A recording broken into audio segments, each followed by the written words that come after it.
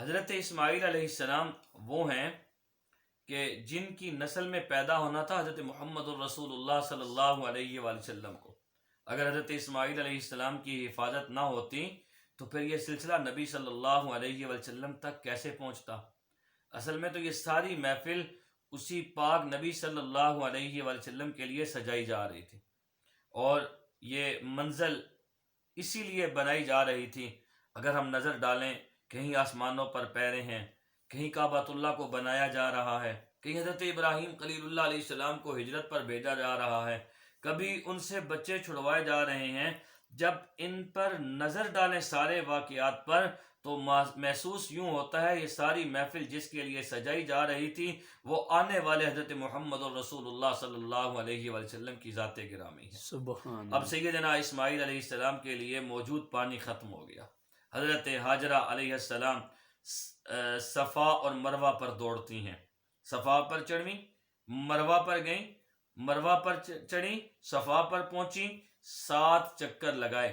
اللہ رب العالمین کو ان کا یہ دوڑنا اتنا پسند آیا کہ یہ جو صحیح ہے اس کو قیامت تک اللہ رب العالمین نے شعائر اللہ قرار دیا۔ اب بی بی ہاجرہ علیہ السلام کے کان میں آواز آئی، اللہ کی مدد آ گئی، آپ گھبرائیں نہیں، اللہ کی مدد آ گئی۔ حضرت ہاجرہ علیہ السلام کھڑی ہو گئیں، انہوں نے کہا کون ہے آواز دینے والا؟ سامنے آؤ۔ سامنے کوئی نہیں۔ پھر آواز آئی، حضرت ہاجرہ علیہ السلام کہ آپ گھبرائیں نہیں، اللہ کی مدد آ گئی۔ اللہ نے حکم دیا جبرائیل علیہ السلام کو جس جگہ اسماعیل علیہ السلام کے پاؤں ہیں اس جگہ جا کر پر ماریں۔ تو یہاں آ کے حضرت جبرائیل علیہ السلام نے اپنا پر مارا اور یہاں سے زمزم کا پانی نکلا۔ یہ زمزم کا جو پانی ہے اس میں اگر ہم دیکھیں نا تو کئی نعمتیں شامل ہو گئیں۔ ایک تو جبرائیل علیہ السلام کا پر ہے، دوسرا اللہ کے نبی حضرت اسماعیل علیہ السلام کے پاؤں ہیں۔ ایک جبرائیل علیہ السلام کا پر ہے۔ عام طور پہ یہ مشہور ہے کہ حضرت اسماعیل علیہ السلام نے اپنا پاؤں مبارک اس جگہ پہ رگڑا تھا اور اس جگہ سے پانی نکلا تھا، لیکن یاد رکھیں کہ اسماعیل علیہ السلام کا پاؤں مبارک بھی تھا اور اس میں حضرت جبرائیل علیہ السلام کا پر بھی ہے، دوسرا حضرت اسماعیل علیہ السلام کے پاؤں ہیں، اور تیسرا یہ اس میں جو بہت بڑی نعمت اس پانی کو میسر آئی ہے نا، وہ نبی صلی اللہ علیہ وآلہ وسلم نے، آمنہ کے لال نے جب پانی پیا، میرے اور آپ کے پیارے نبی صلی اللہ علیہ وسلم نے یہ پانی پیا تو آپ صلی اللہ علیہ وسلم نے پینے کے بعد جو پانی بچا کر برتن میں ڈالا، اپنا لعاب مبارک اس پانی میں ڈالا، اور پھر آپ صلی اللہ علیہ وسلم نے حکم دیا کہ اس کو بھی زمزم میں ڈال دو، تاکہ وہ جو اسماعیل علیہ السلام کا سلسلہ نبوت کا ہے اور دوسرا جیسے زمزم ہے، اسی طرح وہ سلسلہ بھی جڑ جائے کہ قیامت تک امت کو زمزم ملے، اللہ کے فرشتے کا پر ہو، میرے دادا حضرت اسماعیل علیہ السلام کے پاؤں ہوں، اور محمد الرسول اللہ صلی اللہ علیہ وسلم میرے مدنی رسول صلی اللہ علیہ وسلم کا لعاب مبارک ہو۔ اسی لیے علماء نے لکھا ہے کہ زمزم کا جو پانی ہے جنت کے پانی سے افضل ہے، حوض کوثر سے افضل ہے، جنت کی نہروں سے افضل ہے۔ اس کی وجہ یہ ہے کہ جنت کی نہریں تو اللہ کے حکم سے پیدا ہو گئیں، اللہ نے کہا کون ہو جا، بس وہ فیکون، وہ ہو گئیں، اور اسباب کی حد تک وہاں چیز بھی کوئی نہیں، حکم دیا جنت بن جا، بن گئی، حکم دے دیا نہریں جاری ہو جائیں، وہ نہریں جاری ہو گئیں۔ لیکن یہاں تو اسباب بھی ہیں، 2 نبی اکٹھے، ایک رسول نوری جبرائیل علیہ السلام، وہ بھی رسول ہیں، قاصد ہے نا اللہ کا، اور ایک پیغمبر حضرت اسماعیل علیہ السلام، اور تیسرے پیغمبر حضرت محمد الرسول اللہ صلی اللہ علیہ وآلہ وسلم۔ ان سب کے جمع ہونے سے زمزم کو جو فضیلت ملی وہ جنت کے پانی سے بڑھ گئی۔ اسی لیے علماء نے لکھا ہے کہ جب نبی صلی اللہ علیہ وآلہ وسلم معراج پر جانے سے قبل، نبی صلی اللہ علیہ وسلم جب معراج پر جا رہے تھے تو جانے سے پہلے جب نبی صلی اللہ علیہ وسلم کا سینہ مبارک کھولا گیا تو ہر چیز جبرائیل علیہ السلام جنت سے لائے، ہر چیز جبرائیل علیہ السلام جنت سے لائے، لیکن پانی زمزم سے لیا۔ جو دلیل تھی اس بات کی کہ پانی زمزم کا افضل ہے، ورنہ کوئی اور پانی افضل ہوتا تو وہاں سے پانی لانا جبرائیل علیہ السلام کے لیے کوئی مشکل نہیں تھا۔ سارا سامان جنت سے لائے، آپریشن کا سارا سامان جنت سے لائے، ٹانکے لگانے کے لیے سامان سارا جنت سے لائے، ہر چیز جنت سے لائی گئی، لیکن پانی زمزم کا استعمال ہوا۔ نبی صلی اللہ علیہ وسلم کے مبارک دل کو جب سینہ مبارک چیرا گیا، اور نبی صلی اللہ علیہ وسلم جب معراج شریف پہ گئے نا، تو باقی جو چیزیں تھیں وہ ساری کی ساری جنت سے لے کے آئے، لیکن پانی جو ہے وہ زمزم کا استعمال ہوا، چونکہ افضل رسول کا افضل دل تھا، افضل پانی سے دھل سکتا تھا، اسی لیے اللہ رب العالمین نے اس پانی کو یہ شرف بخشا۔ اب اتفاق یہ ہوا کہ یمن کے علاقوں میں ایک، آپ ڈیم کہہ لیں، اس کو بند کہہ لیں، وہ ایک ڈیم تھا، ایک بند تھا۔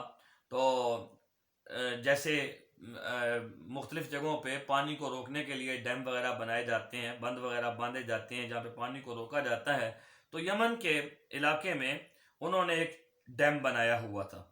تو ہوا کیا، اتفاق کی بات یہ ہے کہ وہ بند ٹوٹ گیا۔ جب وہ بند ٹوٹ گیا تو پانی پھیل گیا، اور اس ڈیم کے اندر سے پانی ختم ہو گیا۔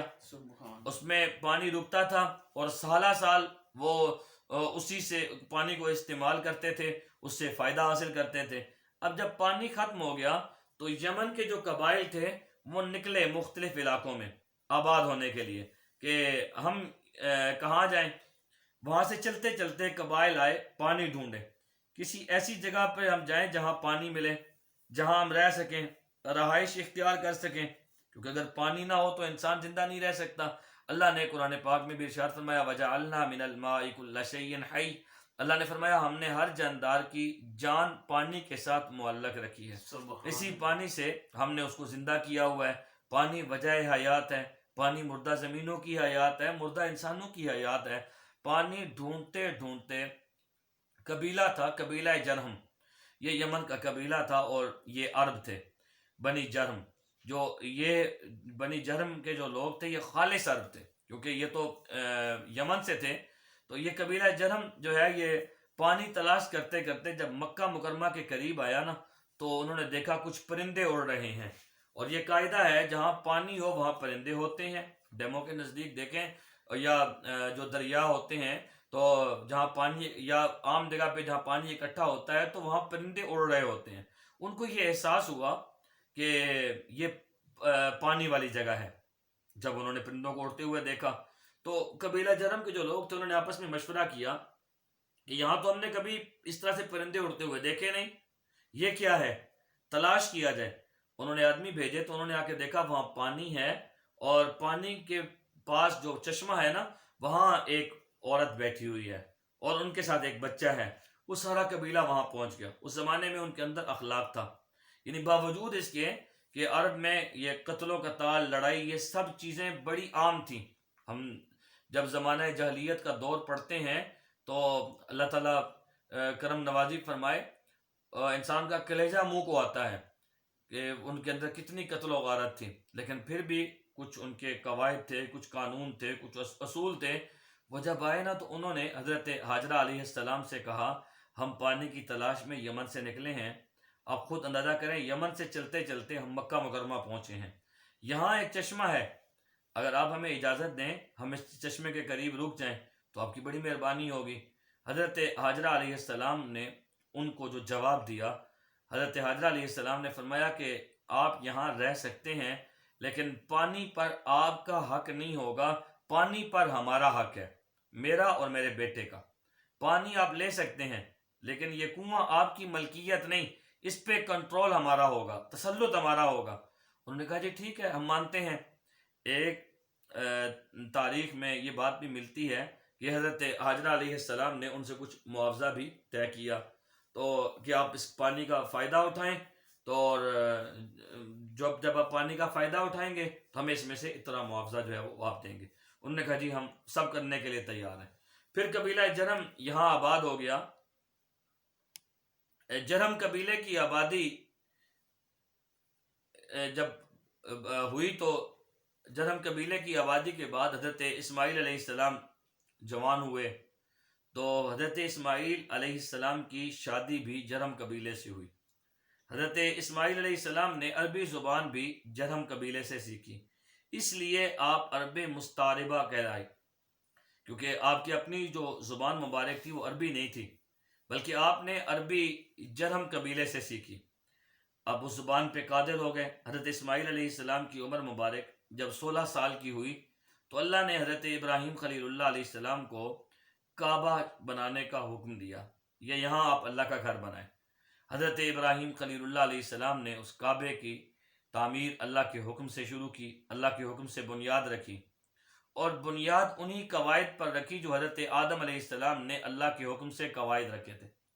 تاریخ میں یہ بھی آتا ہے کہ حضرت ابراہیم علیہ السلام نے پوچھا، اے اللہ آپ کا حکم ہے میرا کعبہ بناؤ، لیکن مجھے یہ پتہ نہیں کتنا طول ہے، کتنا عرض ہے، کتنا کعبہ ہے، کہاں دیواریں ہوں گی. جس جگہ پہ ابھی بیت اللہ شریف ہے، اللہ کا گھر ہے، تو اس کے پاس تو ایک ٹیلا تھا، بارشیں آتی، فلڈ آتے، سیلاب آتے، اور اس جگہ پہ چیزیں پھینکے چلے جاتے. بنتے بنتے ایک بہت بڑا ٹیلا بن گیا. اللہ نے حکم دیا ہم آسمان پر بادل کا ایک ٹکڑا بھیجتے ہیں، جہاں جہاں بادل کا سایہ ہو سمجھ لو کہ یہ جگہ جو ہے یہ کعبہ ہے، جہاں سایہ نہیں ہوگا وہ جگہ کعبہ نہیں ہے. اسی جگہ تم نشان لگا لو تو کعبۃ اللہ کے اوپر ایک سایہ جیسے ایک سائبان کھڑا ہو جاتا ہے وہ کھڑا ہو گیا. حضرت ابراہیم علیہ السلام اور حضرت اسماعیل علیہ السلام نے نیچے کعبۃ اللہ کے نشان لگائے. دیکھیے آج 1400 سال کے بعد دنیا ترقی کرتی ہے، ہم ہیلی کاپٹر پر بیٹھ کر فضاؤں سے، چھوٹے جہازوں پر بیٹھ کر اوپر سے کسی علاقے کا یا کسی شہر کا نقشہ بناتے ہیں، لیکن اللہ نے اپنے گھر بیت اللہ شریف کے لیے 4000 سال پہلے سے ہی نقشے کا انتظام فرمایا. اس کی پیمائش دیکھنی ہے، طول و عرض دیکھنا ہے، ان کے فوٹو یہ وہ دیکھنے ہیں تو دیکھیں غلطی کا بھی چانس ہوتا ہے. عام جو انسان جو بناتا ہے اور وہ اپنی مرضی سے جو کام کرتا ہے اس کا طول و عرض دیکھا جاتا ہے اور اس کی پیمائش دیکھی جاتی، غلطی کا چانس بھی ہوتا ہے، لیکن وہ تو سایہ اتنا صحیح تھا کہ اس میں غلطی کا کوئی چانس نہیں تھا. سبحان اللہ. حضرت ابراہیم علیہ السلام نے کھدائی شروع کی تو نیچے سے حضرت آدم علیہ السلام والی بنیادیں مل گئیں، اس پر کعبۃ اللہ کی تعمیر ہوئی.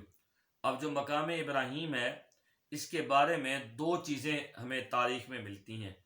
ایک تو صحیح روایات ہیں کہ جب دیواریں اونچی ہو گئیں تو حضرت ابراہیم علیہ السلام کے لیے مشکل تھا اوپر پہاڑ پر، دیواروں پر، چٹانوں پر پتھر کیسے پہنچائیں، کیسے لگائیں. نیچے والے تو اٹھا اٹھا کر رکھ دیے، اب لیکن جب جگہ اونچی ہو گئی تو ضرورت تھی کہ کوئی ایسی چیز ہو جو ہمیں اوپر لے جائے.